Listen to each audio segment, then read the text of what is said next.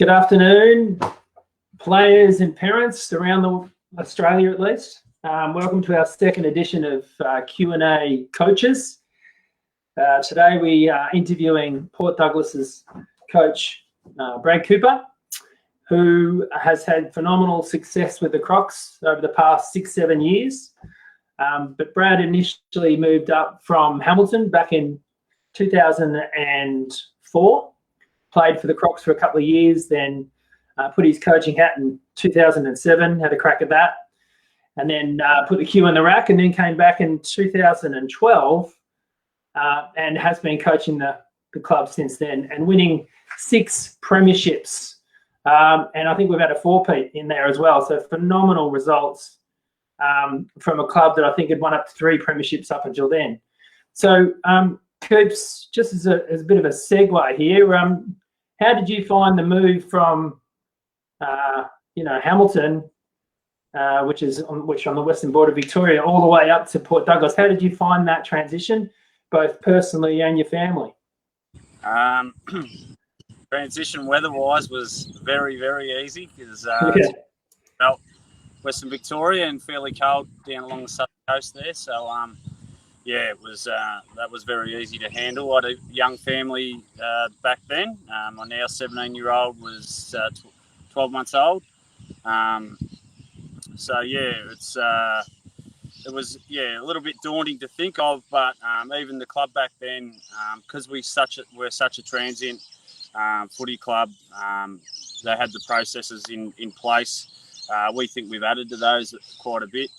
And it was a fairly seamless transition. Obviously, a bit of a drive for us to knock out 3 days on the road to get here, but Port's a pretty beautiful spot, and it's absolutely why we all live here. So, gateway to the Great Barrier Reef and 4 Mile Beach and all the things that come with that. So, for a young family, it was pretty seamless, really, and the beauty of far north Queensland is that you get to be outdoors pretty much all the time. So you get to spend a lot of time with your kids. For those younger guys that come up, there's no blustery winter evenings or whatnot. It does drop down to about 17 and 18 at training some evenings, but apart from that, the weather's perfect. Could drop out. I think so. He's not on screen. You there, mate? Drop out. Still going. It says you're alive, doesn't it? He disappeared. Yeah, I can still see you. Oh, you can? Yeah. Okay, Yeah, it's all good. It's all good. I just put up a photo of 4 Mile Beach, so it'll come back up because I was making reference to the fact that Port Douglas is about half an hour out from Cairns, and that's where the majority of all your games are played, or at least half your games. Is that correct? So, I guess we get the best of both worlds. For those that like the city.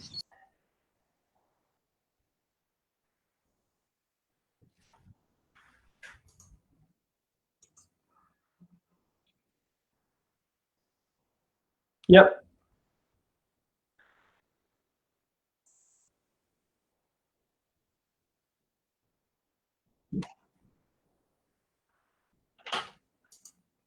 Yeah, I mean, that's where I was going next. I mean, obviously with COVID, with the borders being shut, not only domestically but internationally, you would have seen a real drop-off in the backpackers and being, as you said, mostly in hospitality and tourism in Port Douglas. That would leave a lot of vacant jobs, I'd assume, up in Port Douglas. Plenty of jobs for players to come up to. Yeah, right.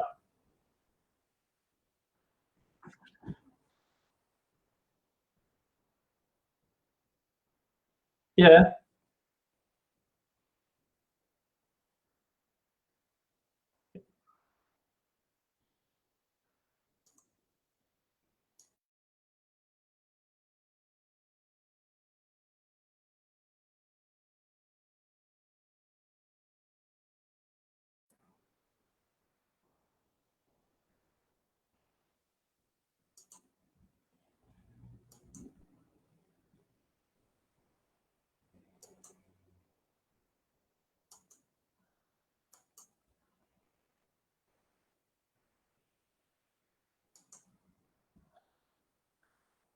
Just dropped out a bit. You still there, Coops?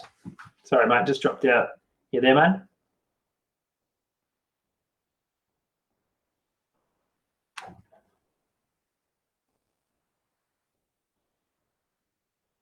Just had a bit of a dropout with the internet. So if you can log back in, Coops, maybe try that. But as he was making reference to the jobs, yeah, there's plenty of trade jobs. I was speaking to Coops about the other week, as well as hospitality, and there's a lot of 5-star hotels up in Port Douglas who need people. So even if you get up there and start that as a starting spot. A lot of my mates, when we went up to play in Cairns, we just worked in the hotels to start with and then got jobs after a couple of months. So that's what the club is there to do, to help you find, work, but also with accommodation. That's a big part of what the clubs do in Cairns and Port Douglas. And that sort of steadies everyone's sort of, you're back on, mate. I can see you. Yeah, back on. I was just talking about the segue to jobs, which is the fact that I can see him and see you. Mate, I can't hear you if you're there. Yeah, I can hear you. We're having a few little issues here. Can you hear me now? Can you hear me now? Can you hear me now? Hello. Can you hear me now? Can you hear me now? Can't hear you, mate, if you're there. Oh, okay. I can hear you. Yeah, he's talking to him. He's dropped off.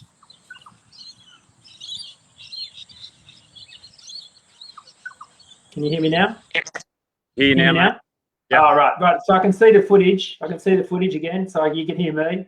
Yeah. And do you know what? That's my fault. So it's not you or your cameraman. That's my fault, because I was putting up images, and when I was putting up images, that just stuffed the internet. But anyway, back to what we were saying. We're covering off roles for tradies, hospitality. It's just shitloads of work, isn't it? There is, and that we include that with their partners. So the guarantee for our footy club, for those players that commit to come up, and it's an easy one, having the whole town behind us, is the employment side of things. Yeah. We've got a pretty big industry here in regards to tourism, which is what the town's based on the back of. And you've got Mossman, which is 15 kilometres away, which is a cane town. There's some industry that works out of there. And there's a lot of council infrastructure being done in the Douglas Shire. So yeah. Jobs are at a premium at the moment. They're very easy to come by. And, because I've been doing this for a while, I'm, pretty much a jobs liaison officer, really. So, first and foremost, because, that's really important for people that are, deciding to come from one end of Australia to the other, that they have that, assurance that they have work and things like that. And we would be the most transit side maybe in Australia, but definitely in our competition up here. Yeah. And that's just the nature of the beast of the town that we live in. Yeah. And we welcome, we've had the opposition sides call us the Victorian Crocs and whatever, and put it on Brentford Saints on their banner, and South's captain last year giving us a clip about it before we played them. But we welcome them. We welcome them from, not only Victoria, but we've got some guys from WA this year and South Australia. So all over Australia, we're a really inclusive club, and we really rely on that, having that connection with the southern states, just due to, the population base of the town and sharing it with so many other sports around us. Yeah, and to your point, the infrastructure both in the Cairns and Port Douglas clubs is quite amazing. So that's behind you is the grandstand and the club rooms and your gym and so on, isn't it? And the ground, you got really good lighting and so on. Do you have, if I recall, you do play games under lights at Port and in Cairns, and do you have a few games are televised as well? Is that right? Yeah, we pay for all our games to be televised. Right. Which is an option. So we've got obviously, as I've just alluded to, we've got quite a southern feel to our footy club. So there's a lot of families down there that like to watch their loved ones and whatever run around and have a kick. So we pay for that and have all our games sent through on the Facebook. So through Rapid Spin, and we thank them for their efforts. And yeah, based on the club itself, we've just put this fence in around last year. Lights, which we can play under, came 6 years ago. We've just built a new gym up on the hill there. New coaches boxes. So and new scoreboard 3 years ago, electronic scoreboard. Yeah, I mean the investment's there. That just comes pretty good as well. Yeah, that's what I was going to say. The surface, the ball sits up all year virtually. You're not running through mud, are you? This is our wet season, so we're sort of in the midst of the wettest time of year. We've had 2 days of no rain, which has been the first 2 days that we've had with no rain for about a week or so. So the ground's fairly lush, but it is during the footy season. It dries out. We don't get too much rain at all.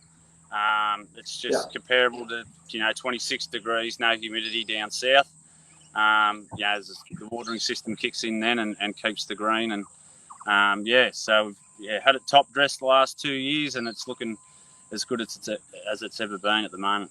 Yeah, and your facilities are that good. You even had the Swans come and train and play at Port Douglas this year, didn't you? So I got a shot there of old Gil McLaughlin with the Crocs boys holding the trophy. So Queensland actually saved the AFL in 2020, but the Swans come and stayed at Port. Is that right? Certainly Queensland. It was great for Queensland, but they certainly, they did save the competition. You'd think with all the games that we've had. We were lucky enough to have 3 at Kazali Stadium, and just based on that, that surface. I know Shane Warne back in the day when Australia were playing some leading games and things like that. He said that was the best surface grass-wise that he'd ever played on, and I know that some of the AFL footballers made comment with that, this year after the game. So the one thing you do get up here at all the footy clubs is, the grounds are all nice and dry because of the weather conditions. You can probably compare it to their pre-season games down south, but we have that throughout pretty much the whole year. Maybe a few little wet games leading in, but aside from that, it's perfect playing conditions. Exactly. And just something we get asked a fair bit when players register with Sunshine Footy, and especially this year with parents asking, with the COVID, North Queensland wasn't really affected by the COVID this year, was it? We're pretty fortunate in that respect. No, not at all. I've got family down south and some members in Melbourne, and the hardships they had to go through. It's quite bizarre when I travelled down at Christmas time, putting a mask on for the first time and really ramping into the social distancing, things like that. So we've been very fortunate up here. We did have some cases that were return travellers earlier on, but, probably by, sort of May, we're nearly back to pretty much normal up here, and in that way. And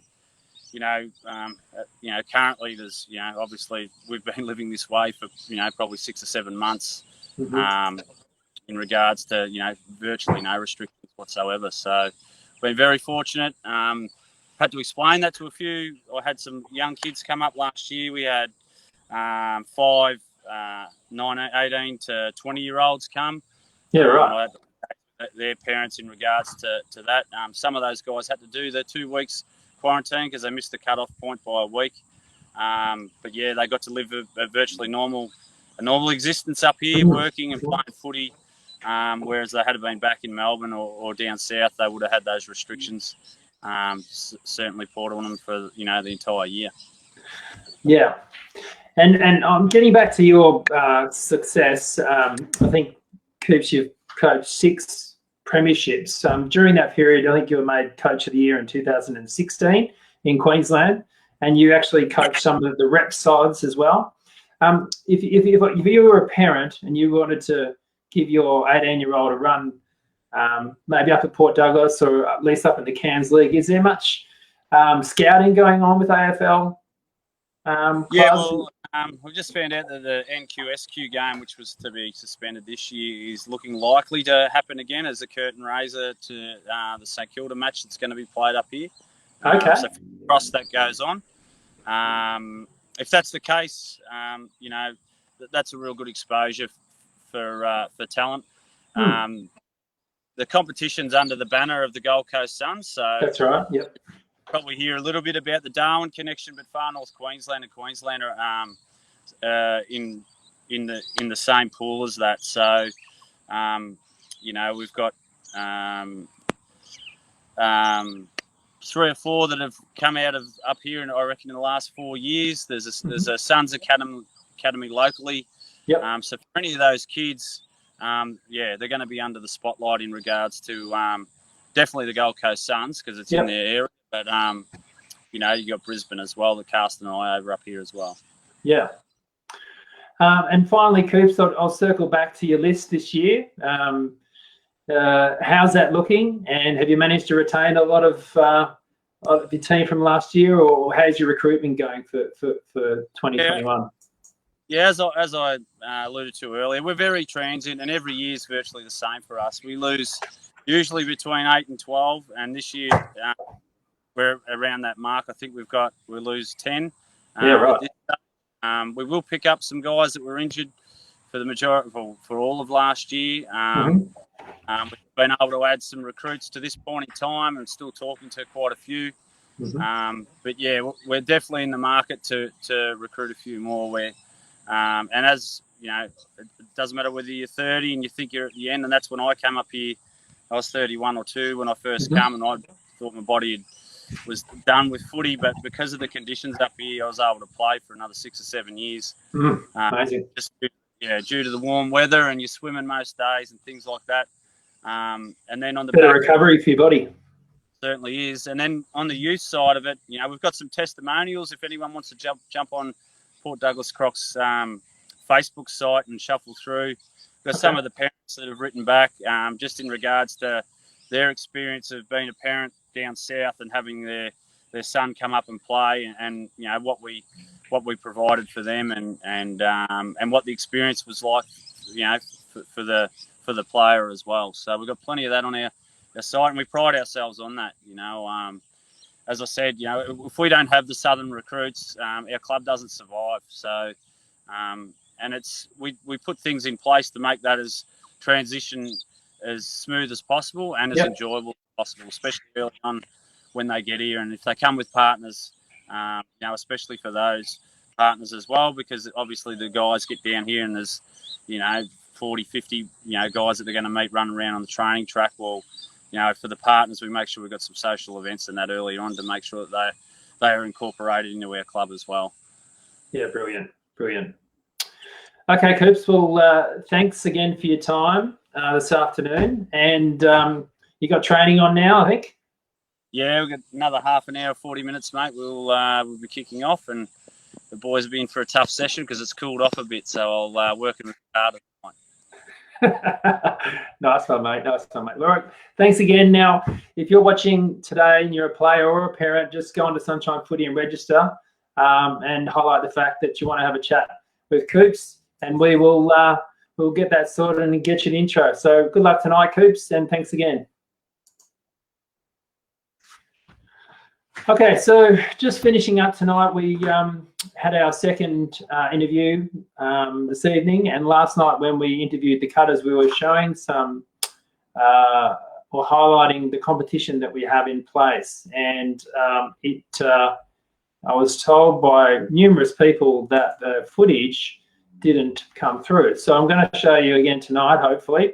And I will cut to that. So I'll go to my screen and be able to show you where you can register